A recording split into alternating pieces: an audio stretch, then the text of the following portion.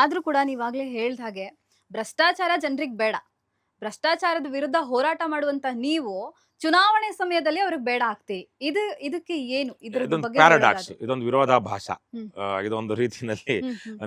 ನೀವು ಹೇಳಿದಾಗೆ ವ್ಯವಸ್ಥೆ ಹೇಗೆ? ಅಲ್ಲ, ಇವತ್ತಿನ ಸಂದರ್ಭದ ಮನಸ್ಥಿತಿ ಹ್ಮ್. ಅಂದ್ರೆ ಚುನಾವಣೆಯ ದಿವಸ ಜನ ಅವ್ರದ್ದೊಂದು ಭಾವನೆಗಳಿರುತ್ತೆ.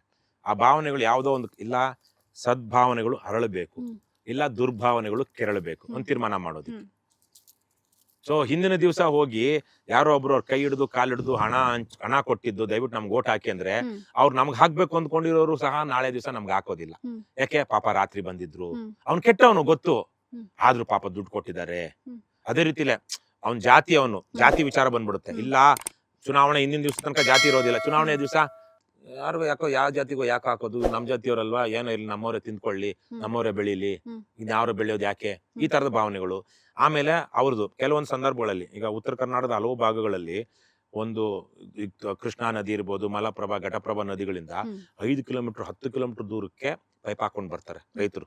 ಅಲ್ಲೊಂದು ಜಮೀನ್ ತಗೊಂಡು ಸಣ್ಣದು ಅಥವಾ ಏನೋ ವ್ಯವಸ್ಥೆ ಮಾಡ್ಕೊಂಡು ಅಲ್ಲೊಂದು ಮೋಟ್ರ್ ಇಟ್ಟು 5-10 ಕಿಲೋಮೀಟರ್ ದೂರಕ್ಕೆ ಕಬ್ಬಿಗೆ ನೀರು ಸಾಗಿಸ್ತಾರೆ. ಯಾರ ಜಮೀನ್ ಮೇಲೆ ಪೈಪ್ ಬರುತ್ತೆ? ಹಲವಾರು 10 ಜನರ ಜಮೀನ್ ಮೇಲೆ ಪೈಪ್ ಬರುತ್ತೆ. ಆ ಊರಿನ ಯಾವನೊಬ್ಬ ಪ್ರಭಾವಿ ರಾಜಕಾರಣಿ ಇರ್ತಾನಲ್ಲ, ಅವನ ಜಮೀನ್ ಮೇಲೆ ಏನಾದ್ರು ಪೈಪ್ ಬಂದಿದೆ ಅಂದ್ರೆ ಅವನು ಬೆಂಬಲಿಸ್ತಿಲ್ಲ ಅಂದ್ರೆ ನಾಳೆ ಅವ್ನ ಪೈಪ್ ಕಟ್ ಮಾಡ್ತಾನೆ ಅವ್ನ ಜಮೀನಲ್ಲಿ ಇರೋದು. ನಾವಿಲ್ಲಿ ಬೆಳೆ ಹಾಕಿದೀವಿ, ಅವ್ನ ಪೈಪ್ ನಾಳೆ ಕಟ್ ಮಾಡಿದ್ರೆ ನಮ್ ಬೆಳೆ ಹೋಗುತ್ತೆ. ಹಾಗಾಗಿ ಈ ತರಕ್ಕೆ ಅನಿವಾರ್ಯ ಸ್ಥಿತಿಯಲ್ಲಿ ಹಲವಾರು ಜನ ಸಿಕ್ಕಾಕೊಂಡು ಅವರ ಊರುಗಳಲ್ಲಿರುವಂತಹ ಪಾಳೆಗಾರಿಕೆ ಮನೋಭಾವದ ರಾಜಕಾರಣಿಗಳ ಕಪಿಮುಷ್ಟಿಯಲ್ಲಿ ಸಿಕ್ಕಾಕೊಂಡು ಸ್ವತಂತ್ರವಾದ ತೀರ್ಮಾನ ತೆಗೆದುಕೊಳ್ಳೋದಿಕ್ಕೆ ಆಗೋದಿಲ್ಲ. ಇದನ್ನು ನೋಡ್ತಾರೆ. ಅಲ್ಲಿ ತನಕ ಒಂಚೂರು ಅಲ್ಲಿ ಇಲ್ಲಿ ಓಡಾಡ್ತಾ ಇರ್ತಾರೆ. ಎಲೆಕ್ಷನ್ ದಿವಸ ಅವ್ನು ಯಾವನಾರು ಕರೆದು, ಏ ಮಗನೇ, ನೀನು ನಿಮ್ಮ ಮನೆಯವರು ಈ ಸಲ ನಾನು ಹೇಳಿದ ಪಾರ್ಟಿಗೆ ಓಟ್ ಹಾಕ್ಲಿಲ್ಲ ಅಂದ್ರೆ ನಿನ್ಗೆ ಆಮೇಲೆ ಇದೆ ಅಂತ ಒಂದು ಕೈ ಸನ್ನೆನೋ ಬಾಯ್ ಸನ್ನೆನೋ ಮಾಡಿದ್ರೆ ಸಾಕು, ಮಾತಲ್ಲೇ ಹೇಳ್ಬೇಕು ಅಂತಿಲ್ಲ, ಗೊತ್ತಾಗ್ಬಿಡುತ್ತೆ. ಹಾಗಾಗಿ ಜನ ಓಟಿನ ದಿವಸ ಬೇರೆ ಬೇರೆ ರೀತಿಯ ಕಾರಣಗಳಿಂದಾಗಿ ಯಾರ್ಯಾರಿಗೋ ಓಟ್ ಹಾಕ್ತಾರೆ. ಆದ್ರೆ ಒಂದು ಸದ್ಭಾವನೆಯಿಂದ ಓಟ್ ಹಾಕುವಂತ ಒಂದು ವಾತಾವರಣ ಸೃಷ್ಟಿ ಆಗ್ಲಿ ಅಂತ ನಾವು ಭಾವಿಸ್ತೀವಿ. ಅದೇ ಕಾರಣದಿಂದಾಗಿನ ಭ್ರಷ್ಟಾಚಾರದ ವಿರುದ್ಧ ಮನಸ್ಥಿತಿ ಇರುವಂತ ಜನರು ಕೂಡ, ನಮ್ಮ ಹೋರಾಟವನ್ನು ಮೆಚ್ಕೊಂಡಿರೋರು ಕೂಡ ಓಟ್ ಹಾಕುವ ದಿವಸ ಅದೇ ಹೇಳಿದಲ್ವಾ, ಈ ಕಾರಣಗಳು ಜಾತಿ ಕಾರಣ ಇರ್ಬೋದು. ಈಗ ಒಂದು ಉದಾಹರಣೆ, ಈಗ YSV ದತ್ತ ನಿಮ್ಗೆ ಗೊತ್ತಿರ್ಬೋದು, ಒಳ್ಳೆ ರಾಜಕಾರಣಿ. ಇದ್ದುದ್ರಲ್ಲಿ ಯಾಕಂದ್ರೆ ಅವ್ರದ್ದು ಹಲವಾರು ಲೋಪದೋಷಗಳಿದೆ. ಅವರು ಬಹಳ ಕೆಲಸ ಮಾಡಿದ್ರು ಅವ್ರು ಇದ್ದುದ್ರಲ್ಲಿ, ಎಲ್ಲಿ ಕಡೂರಲ್ಲಿ. ಆಮೇಲೆ ಚುನಾವಣೆಗೆ 2018ರ ಚುನಾವಣೆಗೆ ಇನ್ನು ಹಲವು ತಿಂಗಳಿದೆ ಅನ್ನೋವಾಗ್ಲೇನೆ ಇಡೀ ಕ್ಷೇತ್ರಾದ್ಯಂತ ಪಾದಯಾತ್ರೆ ಮಾಡಿದ್ರು. ನಮ್ಮ ಪಕ್ಷದ ಗೌರವ ಉಪಾಧ್ಯಕ್ಷರಾಗಿದ್ದಂತ ಲಿಂಗೇಗೌಡರು 2-3 ಸಾಲ ಹೋಗಿದ್ರು. ಆ ಪಾದಯಾತ್ರೆ ಸಮಾರೋಪ ಸಭೆಗೆ ನಾನು ಹೋಗಿದ್ದೆ. ನಾನಾಗ ಯಾಕಂದ್ರೆ ಇಂಡಿಪೆಂಡೆಂಟ್ ಆಗಿದ್ದೆ. ಆ ಸಂತೋಷ್ ಹೆಗಡೆ ಅವ್ರು ಬಂದಿದ್ರು ಆ ಸಮಾರಂಭಕ್ಕೆ. ಸ್ವತಃ ದೇವೇಗೌಡರು ಬಂದಿದ್ರು, ಯಾಕಂದ್ರೆ ದೇವೇಗೌಡರ ಪಾರ್ಲಿಮೆಂಟರಿ ಕ್ಷೇತ್ರಕ್ಕೆ ಬರುತ್ತೆ ಅದು. ಮತ್ತೆ ದೇವೇಗೌಡರ ನೀಲಿಗಣ್ಣಿನ ಹುಡುಗ ಯಾರು, ದತ್ತ. ಹಾಗಾಗಿ ಸಮಾರಂಭಕ್ಕೆ ಅವರು ಬಂದಿದ್ರು. ನಾವೆಲ್ಲ ಜೊತೆ ಕೂತು ಊಟ ಮಾಡಿದ್ವಿ. ಆ ಚುನಾವಣೆಯಲ್ಲಿ ಜನರಿಗೆ YSV ದತ್ತ ಅವ್ರ ಬಗ್ಗೆ ಸದಭಿಪ್ರಾಯ ಇತ್ತು. ಆದ್ರೆ ಕೆಲಸ ಮಾಡಿದ್ರು, ಜನರಿಗೆ ಹತ್ರ ಇದ್ರು, ಬಸ್ಸಲ್ಲಿ ಓಡಾಡ್ತಾ ಇದ್ರು, ಪಾದಯಾತ್ರೆ ಮಾಡಿ ಇಡೀ ಕ್ಷೇತ್ರದ ಪ್ರತಿ ಹಳ್ಳಿಗೂ ಪಾದಯಾತ್ರೆ ಮೂಲಕ ತಲುಪಿದ್ರು ಚುನಾವಣೆಗೆ ಮುನ್ನ. ಆದ್ರೆ 2018ರಲ್ಲಿ ಸೋತೋದ್ರು. ಸೋಲೋದಿಕ್ಕೆ ಅವ್ರಿಗೆ ಓಟ್ ಹಾಕ್ಬೇಕು ಅನ್ಕೊಂಡಿರುವಂತ ಜನ ಇದ್ರಲ್ಲ, ಒಂದಷ್ಟು ಸಮುದಾಯಗಳು, ಮನೆಗಳು, ಕುಟುಂಬಗಳು, ಊರುಗಳು, ಅವ್ರ ಹತ್ರ ವಿರೋಧ ಪಕ್ಷದವರು, ಅಂದ್ರೆ ಆಗ ಬಿಜೆಪಿ ಅಭ್ಯರ್ಥಿ ಅನ್ಸುತ್ತೆ, ಅವ್ರ ಕಡೆಯವ್ರು ಹೋಗಿ ದತ್ತಣ್ಣನು ನಮ್ಮವ್ರೆ, ದತ್ತಣ್ಣನು ಒಳ್ಳೆಯವ್ರೆ, ನಮ್ಮವರಲ್ಲ, ದತ್ತಣ್ಣನು ಒಳ್ಳೆಯವ್ರೆ, ಹಾಗಾಗಿ ನೀವು ಅವ್ರಿಗೂ ಒಂದು ಓಟ್ ಹಾಕಿ, ನಮ್ಗೂ ಒಂದು ಓಟ್ ಹಾಕಿ. ಅವಾಗೇನಾಯ್ತು, ದತ್ತ ಅವ್ರಿಗೆ ದತ್ತ ಅವ್ರಿಗೆ ಬೀಳಲೇಬೇಕಾಗಿದ್ದಂತ ಓಟ್ಗಳು ಡಿವೈಡ್ ಆಯ್ತೋ ಇಲ್ವಾ? ಅವರಿಗೆ ಕಟ್ಟಿಟ್ಟಂತ ಬುತ್ತಿ ಆಗಿದ್ದಂತ ಒಂದು ಮನೆಯಲ್ಲಿ 2 ಓಟಲ್ಲಿ 1 ಓಟ್ ಹೋಯ್ತು ಅಂದ್ರೆ ಆಲ್ರೆಡಿ ಅವ್ರಿಗೊಂದಷ್ಟು ಪರ್ಸೆಂಟ್ ಓಟ್ ಇದೆ ಯಾರಿಗೆ, ಬಿಜೆಪಿ ಅವ್ರಿಗೆ, ಇನ್ನೊಂದಷ್ಟು ಪರ್ಸೆಂಟ್ ದತ್ತ ಅವ್ರಿಗಿದೆ. ಪರ್ಸೆಂಟೇಜ್ ಕಡಿಮೆ ಆಗಿದ್ದೆ ಯಾರಿಗೆ, ದತ್ತ ಅವ್ರಿಗೇನೆ. ಇವ್ರಿಗೆ ಪಕ್ಕ ಆಗಿದ್ದಂತ ಓಟು. ಸೊ ಹೀಗೆ ಆಮೇಲೆ ಕೋಳಿ ಕೊಟ್ರಂತೆ, ಇನ್ನೊಂದೇನೋ ಕೊಟ್ರಂತೆ, ದುಡ್ಡು ಕೊಟ್ರಂತೆ. ದತ್ತ ಅವ್ರು ಅದನ್ನೆಲ್ಲ ಮ್ಯಾಚ್ ಮಾಡಕ್ ಆಗ್ಲಿಲ್ಲ, ಅಥವಾ ಅವ್ರು ಕೊಡ್ಲಿಲ್ವೇನೋ. ಹಾಗಾಗಿ ಎಲೆಕ್ಷನ್ ಹಿಂದಿನ ದಿವಸದ ತನಕನು ದತ್ತ ಅವ್ರಿಗೆ ಓಟ್ ಹಾಕ್ಬೇಕು ಅಂದ್ಕೊಂಡಿದ್ದ ಜನ ಎಲೆಕ್ಷನ್ ದಿವಸ ಬದಲಾದ್ರು. ಯಾಕೆ ಹೇಳಿ? ಭಾವನೆಗಳು ಮತ್ತೆ ಸುಳ್ಳು ಪ್ರಚಾರಗಳು ಅಥವಾ ಆಮಿಷಗಳು. ಆಮೇಲೆ ಪಾಪ ಇವ್ರು ಬಂದು ದುಡ್ಡು ಕೊಟ್ಟು, ನಿಮ್ ಮನೆಯಲ್ಲ ಗೊತ್ತು 1000 ಇಟ್ರು ಅಂದ್ಕೊಳ್ಳೋಣ. ಈಗ ನೆನ್ನೆ ನಮ್ಮ ಇವತ್ತು ಬೆಂಗಳೂರಲ್ಲಿ ಕ್ರಿಕೆಟ್ ಸ್ಟೇಡಿಯಂ ಉದ್ಘಾಟನೆ ಆಗ್ತಾ ಇದೆ. ನಿನ್ನೆ ಆ 7 ಗ್ರಾಮಗಳಲ್ಲಿ ನಮ್ಮ ಆನೇಕಲ್ ತಾಲೂಕಲ್ಲಿ ಸೀರೆ ಕೊಟ್ಟು ಒಂದು ಚೆಂಬು ಕೊಟ್ಟಿದ್ದಾರೆ. ಬಿಜೆಪಿ ಅವರು, ಕಾಂಗ್ರೆಸ್ ಅವ್ರು ಕೊಡೋದು ಅಷ್ಟೇ, ಚಿಪ್ಪು ಚೆಂಬೆ. ಸೊ ಚೆಂಬೇನಕ್ಕೆ ಅರಿಶಿಣದ ಪೂರ್ಣ ಕುಂಭ ಹೊತ್ಕೊಂಡು ಹೋಗೋದಿಕ್ಕೆ, ಮುಖ್ಯಮಂತ್ರಿಗಳು ಸ್ವಾಗತ ಕೋರೋದಿಕ್ಕೆ ಕಿತ್ತೋಗಿರೋ ಒಂದು ಸೀರೆ ಕೊಟ್ಟಿದ್ದಾರೆ. 100-200 ಇರಬಹುದು ಜನ. ಅದಕ್ಕೆ ಕೆಲವೊಬ್ರು ಖುಷಿ ಪಟ್ಬಿಡ್ತಾರೆ, ಅಯ್ಯೋ ಪಾಪ ಸೀರೆ ಕೊಟ್ಟಿದ್ದಾರೆ, ಇವತ್ತು ಸೀರೆ ಉಟ್ಕೊಂಡು ಚೆಂಬಿಟ್ಕೊಂಡು ಹೋಗೋಣ. ಅದೇ ಕೆಲಸ ಅಲ್ಲಿ ಮಾಡಿದ್ರೆ ಅವ್ರಿಗೆ 500 ರೂಪಾಯಿ ಬರೋದು. ಅಷ್ಟೇ ಕೆಲಸನ ಬೇರೆ ಕಡೆ ಮಾಡಿದ್ರೆ 500 ರೂಪಾಯಿ ಮಿನಿಮಮ್ 500-600 ರೂಪಾಯಿ ಕೂಲಿ ಇವತ್ತು. ಆದ್ರೆ ಅದು 200 ರೂಪಾಯಿ ಕೂಡ ಇರೋದಿಲ್ಲ. ಸೂರತ್ ಸೀರೆ ಅದನ್ನ ಉಟ್ಕೊಂಡು ಯಾವ್ದೋ ಕಿತ್ತೋಗಿರೋ ಚೆಂಬು ಹಿಡ್ಕೊಂಡು ಇವರು ಬಿಸ್ತಲ್ಲಿ ಹೋಗ್ತಾರೆ ಜನ ಈ ತರಕ್ಕೆ. ಸೊ ಅದೇ ತರಕ್ಕೆ ದತ್ತ ಅವ್ರ ಇದ್ರಲ್ಲೂ ಹೋಗಿ ಮನೆ ಕೊಟ್ಬಿಟ್ಟು ಹೋಗಿ 1,000 ರೂಪಾಯಿ ಇಟ್ಬಿಟ್ಟು, ಅಕ್ಕ ಹಣ ನೀವು ದತ್ತ ಅವ್ರ ಪಾಪ ಗೊತ್ತು ಒಳ್ಳೆ ಕೆಲಸ ಮಾಡಿದ್ದಾರೆ, ಅವರು ಒಳ್ಳೆಯವ್ರೆ, ಹಾಗಂತ ಅವ್ರಿಗೆ ಮೋಸ ಮಾಡ್ಬೇಡಿ, ನಮ್ ದುಡ್ಡು ಇಟ್ಕೊಳ್ಳಿ, ನಿಮ್ಗೆ ಇಷ್ಟ ಆಯ್ತು ಅಂದ್ರೆ ನಮಗೂ ಒಂದು ಓಟ್ ಹಾಕಿ ನಿಮ್ ಮನೆ ಇರೋದು ಮುಗಿತಲ್ಲ, ಅಲ್ಲಿಗೆ ಮನೆ ಡಿವೈಡ್ ಆಗ್ಬಿಡ್ತಲ್ವಾ. ಹೀಗೆ ಅಂದ್ರೆ ನಾನು ಹೇಳ್ತಾ ಇರೋದು, ಎಲೆಕ್ಷನ್ ಟೈಮಲ್ಲಿ ಓಟ್ ಬೀಳೋದಿಕ್ಕೆ ನಾನಾ ತರಹದ ವಿಚಾರಗಳಿರುತ್ತೆ. ತಮಿಳ್ನಾಡಲ್ಲಿ ಸ್ವತಃ ಚಿಕ್ಕ ಮಕ್ಕಳನ್ನ ಒಂದು ರೀತಿಯಲ್ಲಿ ಪ್ರೇರೇಪಿಸಿದ್ದು ವಿಜಯ್. ಇದನ್ನ ಸ್ಟಾಲಿನ್ ಅವರು ಹೇಳಿದ್ದಾರೆ.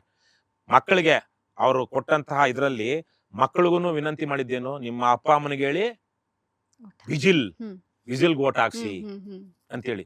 ಸೊ ಅಲ್ಲಿ ತನಕ DMK ADMK ಅಂತಿದ್ದವರು, ನಮ್ಮ ಮಕ್ಕಳು ಅವ್ರಿಗೇನೋ ವಿಜಯ್ ಅಂದ್ರೆ ಇಷ್ಟ ಪ್ರಾಣ, ಮಕ್ಕಳ ಆಸೆಗೆ ನಮ್ಮ ಮಕ್ಕಳಿಗೆ ನಾವು ಇದು ಏನು ನಿರಾಶೆ ಮಾಡಬಾರ್ದು. ಯಾಕಂದ್ರೆ ಓಟ್ ಹಾಕೋದ್ಮೇಲೆ ಮಗ ಕೇಳ್ತಾನಲ್ಲ, ಮಗನ ಮಗಳು ಮನೇಲೆ ಚಿಕ್ಕ ಮಕ್ಕಳು, ಅಪ್ಪ ಅಮ್ಮ ಯಾರಿಗ್ ಓಟ್ ಹಾಕಿದ್ರಿ, ಅವಾಗ ನಾನು DMK ಆಗ್ದೆ ADMK ಆಗ್ದೆ ಅಂದ್ರೆ ಅವ್ರಿಗೆ ಮಕ್ಳು ಬೇಜಾರಾಗಲ್ವಾ. ಮಕ್ಳಿಗೆ ಬೇಜಾರಾಗಬಾರ್ದು. ಪೇರೆಂಟ್ಸ್ ಯಾವ ಹಂತಕ್ಕೆ ಬೇಕಾದ್ರೂ ಹೋಗ್ತಾರಲ್ವಾ, ನೋವು ತಡ್ಕೊಳ್ತಾರೆ, ಅವಮಾನ ಅನುಭವಿಸ್ತಾರೆ, ಕಷ್ಟ ಪಡ್ತಾರೆ, ಸಾಲ ಮಾಡ್ತಾರೆ.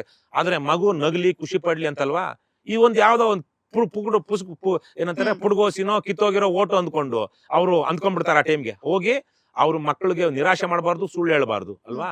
ಇಲ್ಲಪ್ಪ ನಾ ವಿಜಯ್ ಕೊಟ್ಟೆ, ನಾನು ವಿಜಯ್ಗೆ ಹಾಕ್ದೆ ಅಂತ ಹೇಳ್ಬೇಕಲ್ವಾ. ಆಗೋದಕ್ಕೆ ಆ ತರಕ್ಕೂ ಓಟ್ ಹಾಕಿದ್ದಾರೆ. ಅವ್ರಿಗೆ ವಿಜಯ್ ಬಗ್ಗೆ ಹೆಚ್ಚು ಗೊತ್ತಿಲ್ಲ, ಮತ್ತೆ ವಿಜಯ್ ಓಟ್ ಹಾಕ್ಬೇಕು ಅಂತಿಲ್ಲ. ಯಾರಿಗಾಗಿ ಓಟ್ ಹಾಕಿದ್ರು? ಮಕ್ಕಳಿಗೋಸ್ಕರ ಹಾಕಿದ್ರು. ಸೊ ಇವು ಓಟ್ ಆಗಿ ಕನ್ವರ್ಟ್ ಆಗದೆ ಇರೋದಕ್ಕೆ ನಾನಾ ಕಾರಣಗಳು, ಓಟ್ ಆಗಿ ಕನ್ವರ್ಟ್ ಆಗೋದಕ್ಕೂ ನಾನಾ ಕಾರಣಗಳು. ಹಣ ಕೊಟ್ರೆ ಕನ್ವರ್ಟ್ ಆಗ್ತವೆ, ಎಮೋಷನಲ್ ಬ್ಲಾಕ್ ಮೇಲ್ ಕನ್ವರ್ಟ್ ಆಗ್ತವೆ, ಮತ್ತೆ ಅನ್ಯಾಯ ಮಾಡಬಾರ್ದು ಅನ್ನುವಂತ ಭಾವನೆ ಕನ್ವರ್ಟ್ ಆಗ್ತಾರೆ, ಜಾತಿ ಕಾರಣಕ್ಕ ಕನ್ವರ್ಟ್ ಆಗ್ತಾರೆ, ಇವನ್ನೆಲ್ಲ ಮೀರಿನೂ ಕನ್ವರ್ಟ್ ಆಗ್ತಾರೆ. ಸೊ ಆಯಾಯ ಸಂದರ್ಭದ್ದು ತುಂಬಾ ವಿಸ್ತಾರವಾಗಿ ಹೇಳಿದೆ. ಓಟು, ಯಾಕಂದ್ರೆ ಓಟಿನ ರಾಜಕಾರಣ ಅಷ್ಟು ಸುಲಭವಾಗಿ ನೀವು ಅಳಿಯೋದಿಕ್ಕಾಗೋದಿಲ್ಲ. ಗೆದ್ದ ಮೇಲೆ ರೆಟ್ರೋಸ್ಪೆಕ್ಟಿವ್ ಆಗಿ ನೀವು ಪೋಸ್ಟ್ ಮಾರ್ಟಮ್ ಮಾಡ್ಬೋದು, ಮರಣೋತ್ತರವಾಗಿ ಪರೀಕ್ಷೆ ಮಾಡ್ಬೋದು. ಬದುಕಿರುವಾಗ ಈಗ ರಾಜಕಾರಣ ಬದುಕಿನ ಬಗ್ಗೆ ಒಂದು ಜೋಕ್ ಹೇಳ್ತೀನಿ ನಾನು, ಯಾಕಂದ್ರೆ ಸ್ವಲ್ಪ ಸೀರಿಯಸ್ ಆಗುತ್ತೆ ಅನ್ಕೊಂಡು. ಒಬ್ಬ ಡಾಕ್ಟ್ರು ತನ್ನ ಕಾರನ್ನ ಮೆಕ್ಯಾನಿಕ್ ಹತ್ರ ಬಿಡ್ತಾನಂತೆ ರಿಪೇರಿ ಮಾಡೋದಕ್ಕೆ. ಮೆಕ್ಯಾನಿಕ್ ಎಲ್ಲ ಕಾರನ್ನು ಪಾರ್ಟ್ಸ್ ಎಲ್ಲ ಬಿಚ್ಬಿಟ್ಟು ರಿಪೇರಿ ಮಾಡ್ಬಿಟ್ಟು ಇಂಜಿನ್ ಎಲ್ಲ ಸರಿ ಮಾಡಿ ಡಾಕ್ಟರ್ ಬಂದಾಗ ಹೇಳ್ತಾನಂತೆ, ಡಾಕ್ಟ್ರೇ ನೋಡ್ದಾ ನಾನು ಹೆಂಗೆ ಎಲ್ಲಾ ಪಾರ್ಟ್ಸ್ ಬಿಚ್ಚಿ ಮತ್ತೆ ಕರೆಕ್ಟ್ ಆಗಿ ಪುನಃ ಜೋಡಿಸಿ ನಿಮ್ ಗಾಡಿ ಟಿಪ್ ಟಾಪ್ ಮಾಡಿದೀನಿ, ನಿಮ್ ಕೈಯಲ್ಲಿ ಆಗುತ್ತಾ ಅನ್ನಂತ. ಡಾಕ್ಟರ್ ಅವಾಗ ಒಂದ್ ಮಾತು ಹೇಳಿದ್ರಂತ, ಸರಿಯಪ್ಪ ಮೆಕ್ಯಾನಿಕ್ ನೀನು ಮಾಡಿಲ್ಲ ಅಂತ ಹೇಳಿಲ್ಲ, ಆದ್ರೆ ಗಾಡಿನ ಇಂಜಿನ್ ನ ಚಾಲನೆಯಲ್ಲಿ ಇಟ್ಕೊಂಡು ನೀನ್ ರಿಪೇರಿ ಮಾಡು ಅನ್ನಂತ. ಡಾಕ್ಟರ್ ಮಾಡೋದು ಅದೇ ಕೆಲಸ ತಾನೆ. ಏನ್ ಪೇಷಂಟ್ ನ ಎಲ್ಲಾ ತೆಗೆದ್ಬಿಟ್ಟು ಸಾಯಿಸ್ಬಿಟ್ಟು ಆಮೇಲೆ ಜೀವ ತುಂಬ್ತಾನ? ಬದುಕಿರೋವಾಗ್ಲೇ ಅವ್ನು ಉಳಿಸ್ಕೊಂಡೆ ಆಪರೇಷನ್ ಮಾಡ್ಬೇಕು, ಅವ್ನು ಉಳಿಸ್ಕೊಂಡೆ ಚಿಕಿತ್ಸೆ ಕೊಡ್ಬೇಕು. ಆದ್ರೆ ಮೆಕ್ಯಾನಿಕ್ ಮಾಡೋದೇನು, ಇಂಜಿನ್ ಆಫ್ ಮಾಡ್ದ, ಚಕ್ರಗಳು ತೆಗೆದ, ಇಂಜಿನ್ ತೆಗೆದ, ಎಲ್ಲಾ ಜೋಡಿಸ್ದ, ಮತ್ತೆ ಪೆಟ್ರೋಲ್ ಹಾಕ್ದ, ಡೀಸೆಲ್ ಹಾಕ್ದ, ಸ್ಪಾರ್ಕ್ ಹಬ್ಬಿಸ್ದ. ಇದರಿಂದ ಅದು ಸಣ್ಣ ಕೆಲಸ ಅಲ್ಲ, ಅದು ದೊಡ್ಡ ಕೆಲಸನೇ. ಅದಕ್ಕೆ ಅದ್ರದೇ ಆದ ಒಂದು ಪ್ರಾಮುಖ್ಯತೆ ಇದೆ. ನಾನು ಹೇಳಿದ್ದು ಉದಾಹರಣೆಗೆ, ಜೀವಂತ ಒಂದು ದೇಶ ಆಗ್ಲಿ, ಒಂದು ಎಕಾನಮಿ ಆಗ್ಲಿ, ಅದು ಬದುಕಿರೋವಾಗ್ಲೇನೆ ಅದನ್ನ ಸರಿ ಮಾಡ್ಬೇಕು, ರಿಪೇರಿ ಮಾಡ್ತಾ ಹೋಗ್ಬೇಕೆ ಹೊರತು ಎಲ್ಲ ಡೆಮಾಲಿಷ್ ಮಾಡಕ್ ಆಗೋದಿಲ್ಲ. ಈ ರಾಜಕಾರಣನೂ ಅಷ್ಟೇನೆ, ಈ ಓಟಿನ ರಾಜಕಾರಣನೂ ಅಷ್ಟೇ. ಇದಕ್ಕೆ ನಾನಾ ತರಹದ ಆಯಾಮಗಳಿರುತ್ತೆ, ನಾನಾ ತರಹದ ಭಾವನೆಗಳು, ವಿಚಾರಗಳು ಇರುತ್ತೆ. ಹಾಗಾಗಿ ಆ ಸಂದರ್ಭದಲ್ಲಿ ಕ್ಲಿಕ್ ಆಗುವಂಥದ್ದು ಫೇಲ್ ಆಗ್ಬಿಡುತ್ತೆ, ಫೇಲ್ ಆಗುವಂಥದ್ದು ಕ್ಲಿಕ್ ಆಗ್ಬಿಡುತ್ತೆ. ಅದಕ್ಕೇನೆ ಒಂದು ತತ್ವಾಧಾರಿತವಾದ, ವಿಷಯಾಧಾರಿತವಾದ, ಮೌಲ್ಯಾಧಾರಿತವಾದ ಚುನಾವಣಾ ರಾಜಕಾರಣ ಮಾಡಬೇಕು. ಆವಾಗ ಆ ಭಾವನೆಗಳ ಆಧಾರದ ಮೇಲೆ ಅಥವಾ ಅಕ್ರಮಗಳ ಆಧಾರದ ಮೇಲೆ ಗೆದ್ದು ನಿಮಗೆ ಮೋಸ ಮಾಡುವಂತಹ ವ್ಯಕ್ತಿಗಳ ಸಂಖ್ಯೆ ಕಡಿಮೆ ಆಗುತ್ತೆ. ತತ್ವಾಧಾರಿತ, ವಿಷಯಾಧಾರಿತ ಚುನಾವಣೆಗಳಾದಾಗ ಆ ದಿಕ್ಕಿನಲ್ಲಿ ಒಂದು ಪ್ರಬುದ್ಧ ಪ್ರಜಾಪ್ರಭುತ್ವದ ಜನರು ಆ ತರಕ್ಕೆ ಯೋಚನೆ ಮಾಡ್ತಾರೆ. ಅವ್ರ ಎಮೋಷನ್ಸ್ಗೆ ಬಲಿಯಾಗಲ್ಲ, ಹಣದ ಆಮಿಷಗಳಿಗೆ ಬಲಿ ಆಗೋದಿಲ್ಲ. ಒಂದು ತತ್ವ ಸಿದ್ಧಾಂತ ಇಟ್ಕೊಂಡಿರ್ತಾರೆ, ತತ್ವ ಸಿದ್ಧಾಂತದ ಮೇಲೆ ಒಂದು ಪಕ್ಷವನ್ನ, ವ್ಯಕ್ತಿಯನ್ನ ಬೆಂಬಲಿಸ್ತಾ ಇರ್ತಾರೆ. ಈ ತರಕ್ಕಾಗಬೇಕು, ಆ ತರದ ರಾಜಕಾರಣ ನಮ್ಮಲ್ಲಿ ಆಗಬೇಕು ಅನ್ನುವಂಥದ್ದು ನಮ್ಮ ಹೋರಾಟ. ಯಾಕಂದ್ರೆ ನಾವಿರ್ತೀವಿ, ನಾವು ಹೋಗ್ತೀವಿ, ಯಾರು ಶಾಶ್ವತ? ಅದೇ ವ್ಯವಸ್ಥೆ ಆಗ್ಲಿ, ಸಮಾಜ ಆಗ್ಲಿ, ಒಂದ್ ಸಮುದಾಯ ಆಗ್ಲಿ, ಅವು ಶಾಶ್ವತವಾಗಿ ನಡೀತಾ ಇರ್ತಾವಲ್ವಾ. ಖೋ ಇದ್ರ ಇದ್ದಾಗ ಒಬ್ರು. ಹಾಗಾಗಿ ಅಂತಹ ಒಂದು ವ್ಯವಸ್ಥೆ ಸುಭದ್ರವಾಗಿರ್ಬೇಕು. ಒಂದು ಒಳ್ಳೆಯ ವ್ಯವಸ್ಥೆ ಮುಂದಿನ ದಿನಗಳಲ್ಲೂ ಕಟ್ತಾ ಹೋಗ್ಬೇಕು ಅಂದ್ರೆ ತತ್ವಾಧಾರಿತವಾಗಿ, ವಿಷಯಾಧಾರಿತವಾಗಿ ಪ್ರಜಾಪ್ರಭುತ್ವ ತೀರ್ಮಾನ ತೆಗೆದುಕೊಳ್ಬೇಕು. ಲೇಟೆಸ್ಟ್ ಹಾಗೂ ಇಂಟ್ರೆಸ್ಟಿಂಗ್ ಸುದ್ದಿಗಳಿಗಾಗಿ ಬಾಸ್ ಟಿವಿ ಕನ್ನಡ ಚಾನೆಲ್ನ ಸಬ್ಸ್ಕ್ರೈಬ್ ಮಾಡಿ, ಹಾಗೆಯೇ ಬೆಲ್ ಐಕಾನ್ ಪ್ರೆಸ್ ಮಾಡಿ. ಇದರ ಜೊತೆಗೆ ಫೇಸ್ಬುಕ್, ಇನ್ಸ್ಟಾಗ್ರಾಮ್, ಎಕ್ಸ್ ನಲ್ಲೂ ಮಿಸ್ ಮಾಡದೆ ಫಾಲೋ ಮಾಡಿ.